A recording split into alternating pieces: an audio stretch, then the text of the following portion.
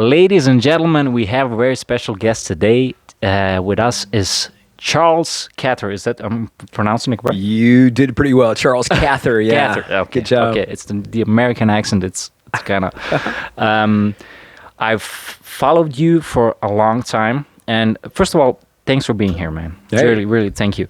And Thank you. I've followed you for a long time, and I was actually in Germany for a while, and I was really nostalgic. And I saw your videos on Novi Sad and everything, and it was really great for me.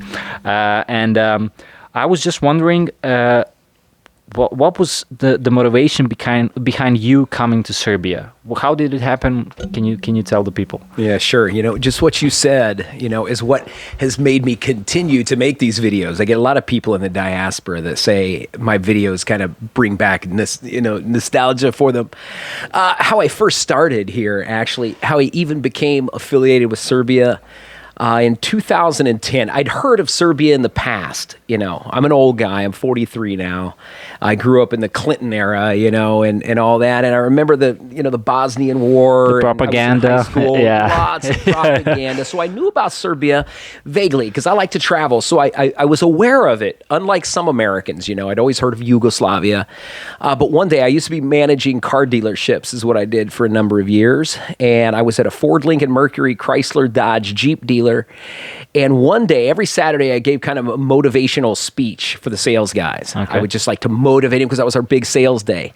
I gave my big little sales pitch, and then one of my sales guys came in the office, and we were just shooting the shit, And he said, "Have you heard about a Facebook page called I Hate the USA?" And that was 2010. I was somewhat new to Facebook, and I thought, no, I'd not heard of that. Who would hate the United States of America? How could you hate America, the greatest country in the world, Yeah. So we're slow. I pull up that Facebook page. I saw a guy named Dragon and a guy named Alexander that's spelled oddly, posting things about 9/11, like some of the terrorist attacks, jokes about it. And I was like, are you kidding me? These awful guys. Awful, evil people with a weird freaking name saying stuff about my country, And I at that time, I was a big American patriot. And so I commented on there. I said, who in the are you saying things about the United States, blah, blah, blah. After I commented on that, he wrote back immediately and commented on it. We traded back and forths on there for, I don't know, maybe about a week or so. Finally, he sent me a private message, and so we started speaking. Long story short, he said, add me on Skype. I want to talk to you about American intervention into Serbia in 1999. Okay. So I said, yeah, sure. So I added this guy on Skype. He got some of his other friends on Skype. We started talking. We just became friends, how you can become friends, in a situation like that. Yeah. Kind of a mutual understanding, if you will, And so we just started talking on there. He invited me to Serbia. This is like January of 2010. And I had a vacation coming up, like 2-week vacation in May of 2010. Okay. And he said, why don't you come here? And I said, you know what? I will. That's brave, man. That's brave. Bravery. Yeah, exactly. Yeah, it's an amazing story for me because as well that not so many people are talking good stuff about Serbia. Nowadays it's getting better, but 2010 it was pretty awful. And what was your first impression when you came here? Well, prior to coming here, my mother, she worked for the U.S. government. Mm-hmm. She works for the U.S. Department of Agriculture. And my mother, typical mother from the Midwest, she doesn't know where China's at on the map. But when I told her I was coming to Serbia for 2 weeks, and she Googled it, and she said, oh my God, we had a war with them. They'll probably kill you. And I said, yeah, Mom, I'm going to meet somebody I met on a Facebook page. I hate the USA. Try telling your mom that. You're going to meet an Albanian you met on a I hate Serbia page or something. That was similar. Yeah. Thought I was nuts, but I did it anyway. I get here. I didn't start getting nervous until I get to France because I flew from Chicago to Paris and then Paris to Belgrade. Okay. Once I got on that yacht, at the time it was Yacht You're Airline. Serbia now. Or Serbia. So once I got on there, I was a little bit nervous because I heard people speaking the Serbian language in that. And then once we landed into Serbia, my first impression was orange, because from the airport, USA, every roof in the world is different colored. Okay. Here in Serbia, it's like all orange. Yeah. I saw orange. Yeah. Get out of the airport, go through customs. Everybody was friendly. And then I see all the people in the airport, the women, the guys, they're massively tall. I'm 5'10", are still 76.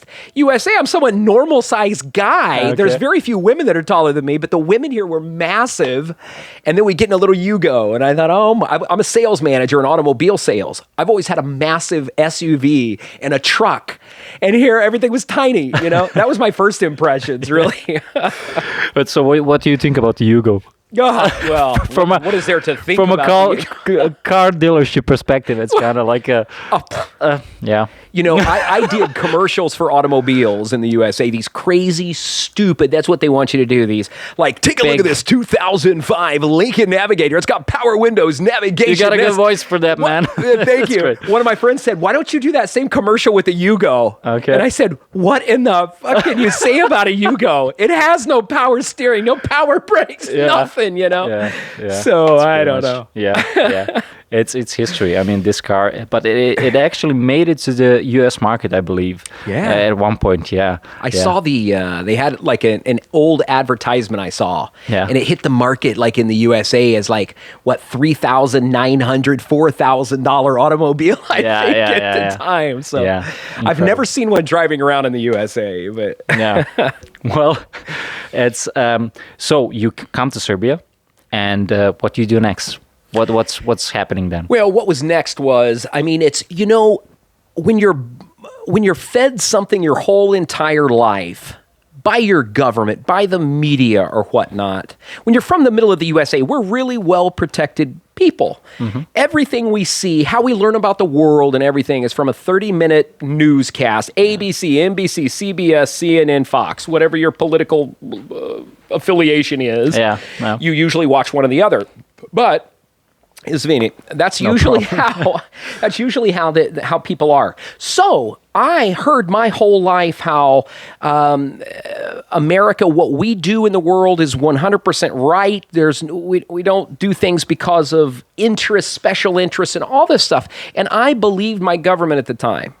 So when you say what is next, when I came here, I had in my head everything I'd been fed for years and years. Okay. That the Serbians were the bad guy in the Bosnian War. Serbians terrorists. were the bad guy in the Croatian War. Yeah. Serbians were the bad guy in the Kosovo incidents.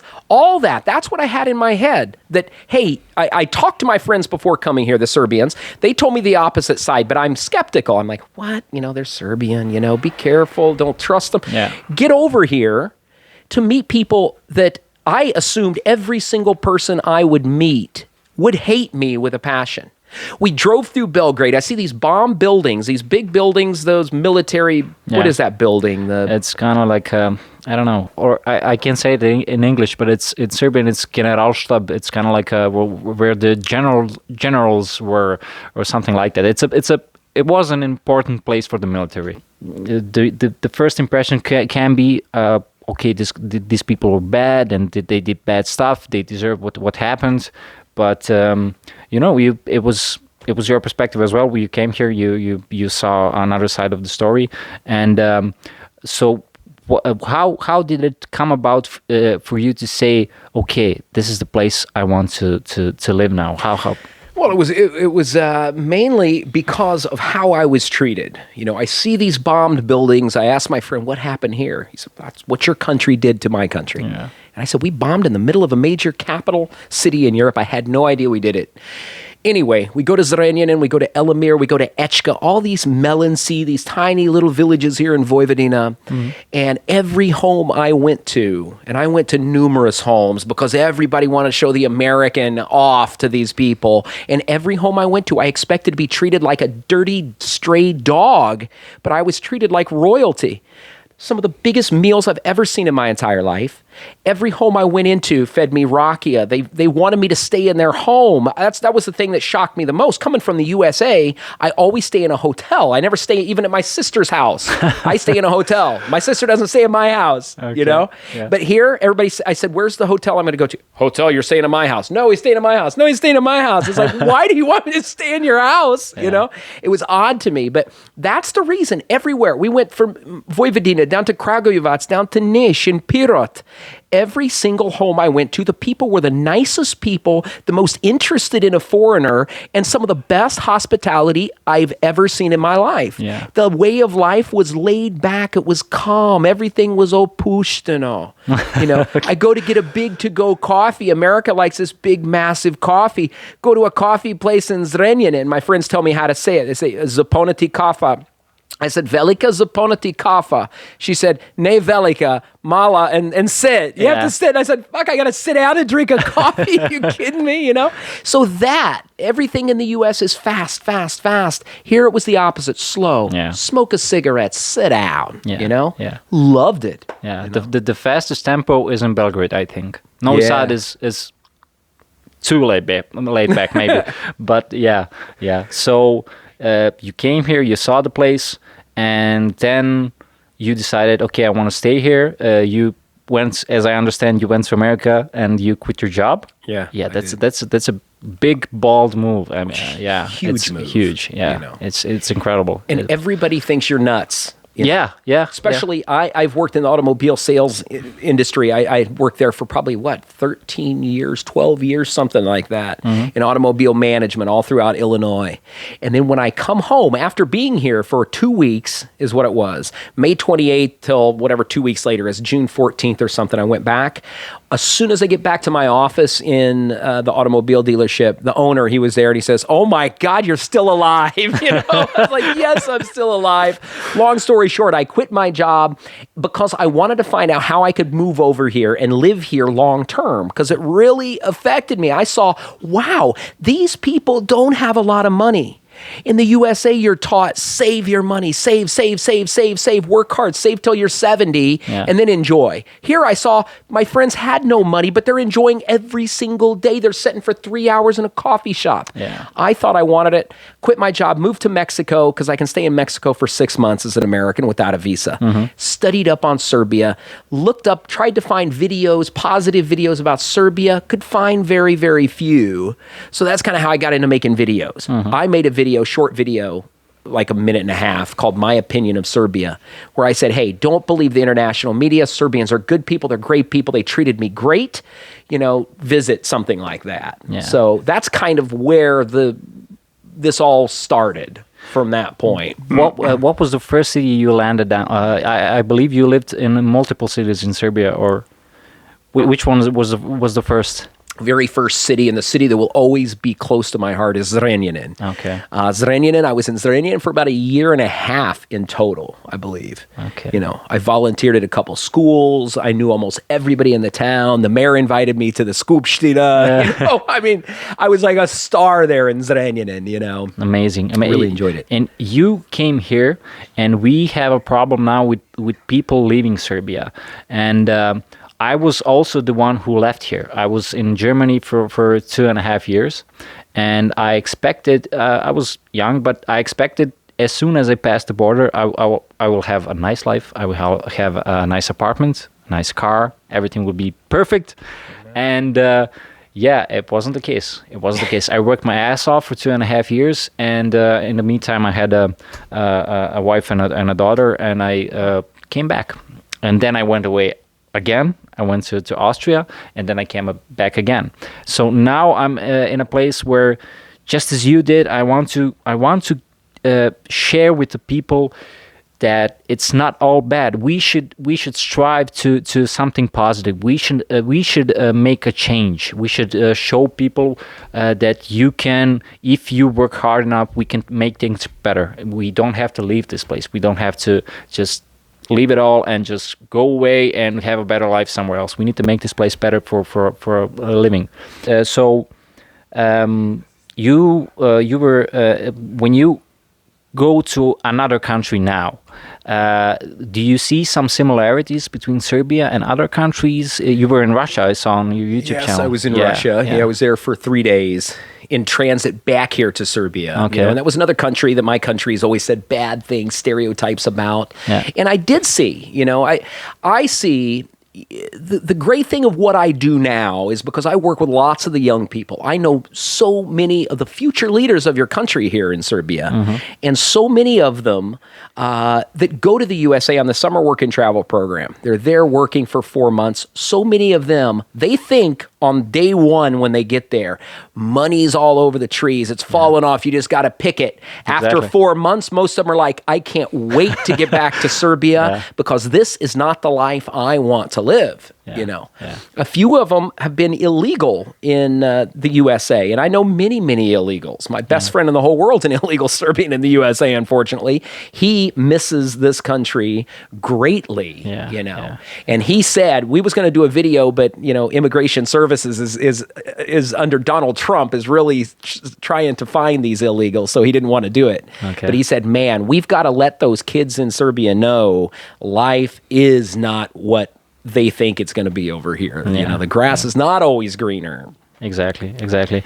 Do you think, I don't know how much of Russia you got to see, but we are grown up with this mentality that Russians are our brothers. It's the same people, but much larger country. Is that the case? Did you get that impression, or? Unfortunately, I was only in Moscow. That's the only city I was in. Okay. Moscow's a massive place, and I had communication with a few Russians. I mean, mainly wait staff. I'm a guy, when I travel somewhere, I stop a lot of random people, and I probably in all had conversation maybe 9 or 10 people that I randomly stopped. And some of them that asked questions where I lived, what I did. A couple of them, I think maybe 2, asked where I was. I said I lived in Serbia. They didn't know anything about Serbia, which I thought was odd because every single Serbian that I know said, "Oh, Russia's our brother. They love us. We love them." Exactly. A couple, and I've known other Russians in the past. One of them I lived with in the USA, a young lady.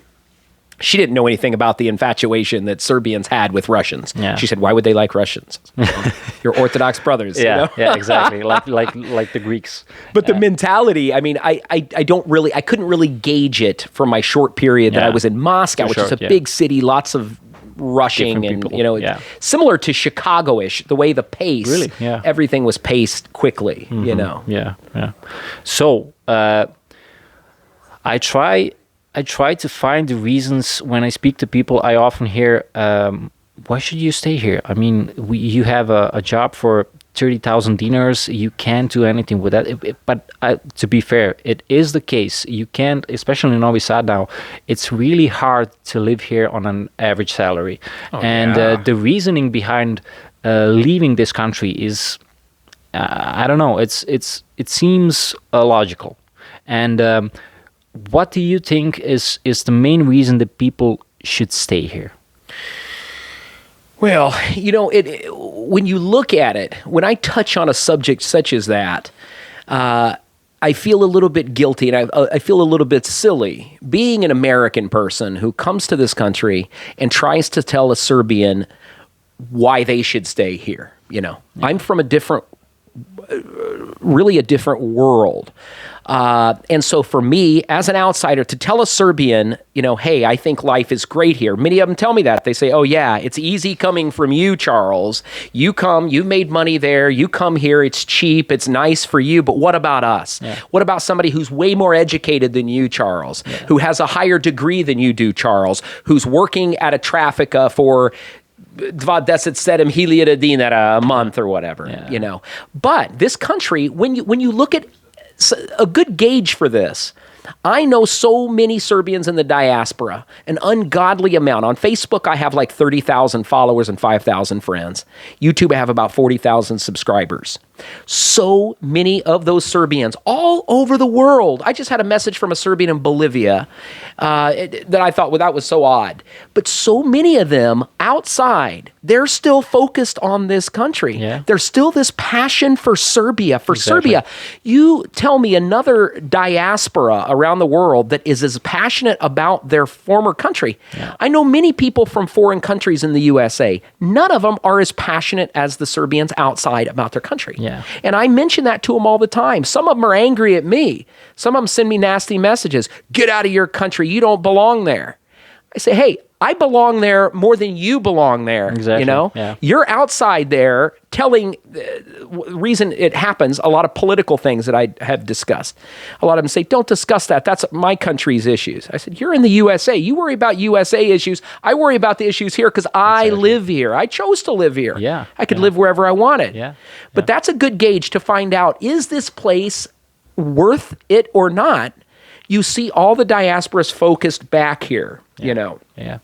Serbia does have a lot to offer, and you can see since I've been here, living here since 2010, it's just amazing the amount of international tourists who are here now. You see lots and lots more, not just from the neighboring Balkan countries. You've got busloads of Chinese, you know, you're the European Cultural Capital of 2020, the European Youth Capital. This country is getting bigger and bigger and bigger, more notoriety and more notoriety. Every year, Exit Fest has more people. Yeah. Used to, when I started making videos 10 years ago, you know, people would send a message and say, Serbia, do they have automobiles, they have electricity. Now people know more about you. They've all heard of Exit Fest. They know somebody who's been here, you know, and so I've seen that, the growth. Also, when you look at the other things like housing costs here. Yeah. When I first arrived in Novi Sad, you could easily find a place in the Nekrotina for like $150 for a decent big size place. Yeah. Now try finding one for 150. I've tried, euros. Believe me. I couldn't do it. Yeah. It's impossible. You got stuff for $400-500. Yeah. How can this Serbia making 30,000 dinas afford it? So you see things are getting Airbnb, better. I think, is really negatively affected. I mean, in a way, the real estate prices and stuff here. But you know, Serbia is it's a growing economy, and to even see. For me, the way I look back at where your economy is now, it's not good. But look at all the factors that you had to deal with prior to now. Yeah. You were eliminated almost in World War I. World War II, your country was destroyed. The Bosnian Croatian War. Then you had all the infrastructure was bombed in 1999 by my country. You were just destroyed. To be in as good a shape as you are now after all of that happened, I mean, that's a testament to, you know, the hardworking Serbian people. Yeah, you know. Exactly. And after all that, I believe after all those wars you mentioned, it's kind of, when a guy from Serbia thinks about it, I think he should say to himself, well, somebody died for me to be here today. Not somebody, many people died. And we shouldn't take that for granted. I mean, we have the liberties today, and as I said, somebody gave their life for that. Totally. And they believed that this country should be independent, have the freedom, and I think we should too. Yeah. When you compare Serbia to, I believe you were in Croatia, in Osijek? Yeah, sure. When you compare Croatia and Serbia and Bosnia, for example, do you think there are many differences like in economics or culturally? Because that's the stuff we have been fed from the media. Bosnia is this, Croatia is this, Serbia is a third thing. Are there more similarities than differences, or? You know, I think you guys are so similar. Mentality-wise, I think you're the same. This summer in the United States, I lived in a home with Serbians and Croat students. You know, when I first hired those groups of students, you know, was going to put them in one house together. Everybody I told that to said, "Man, Charles, you can't do that." You know. Into the summer, they're like best friends, they're like brothers. All of them had told me, they said, man, we didn't really know what to expect out of a Serbian. The Serbian said the same thing about the Croat. They found out, man, we're exactly the same. Yeah. Same thoughts, same aspirations for the future, same hopes and dreams for a job and dealing with corruption in the workplace. Same issues, you know. And when you're looking at, you know, the economy, you know, that's something I assume going to Croatia, talking to the Croats, that the economy economy was strong and that it was easy there. You look at a city like Osijek, you've got a problem here of students running out of Serbia at a certain time. Osijek went from a population of almost, what they say, 150,000 or 200,000 to now probably 70 or 80. They said that all of them are in where? Ireland or Germany. Ireland and Germany, yeah, mostly. Just massive, people fleeing the country due to corruption and things such as that. Bosnians the same. You guys all have that laid back. I think that is a negative though, and I get. A lot of people talk about me and say, Charles, you never say the negatives about a Serbian. There are some negatives about the Serbian people, especially the young people. I think that the hard work, the work ethic is not the same as an American work ethic. You see, and in the coffee shops here, a good example. You go through the center of the city at 10 o'clock in the morning, 2 in the afternoon, 4 in the afternoon, 8 o'clock at night in the summer. They're all full. So many young people sitting there doing nothing for hours upon hours with their friends. Yeah. A couple of my friends one time were doing it. And I said, hey, there's a job. They said, there's no jobs in this country. We can't find jobs. It sucks here. And I said, I saw an ad in this Kafana, whatever, this little place by my house. And they said, but we don't want to do that.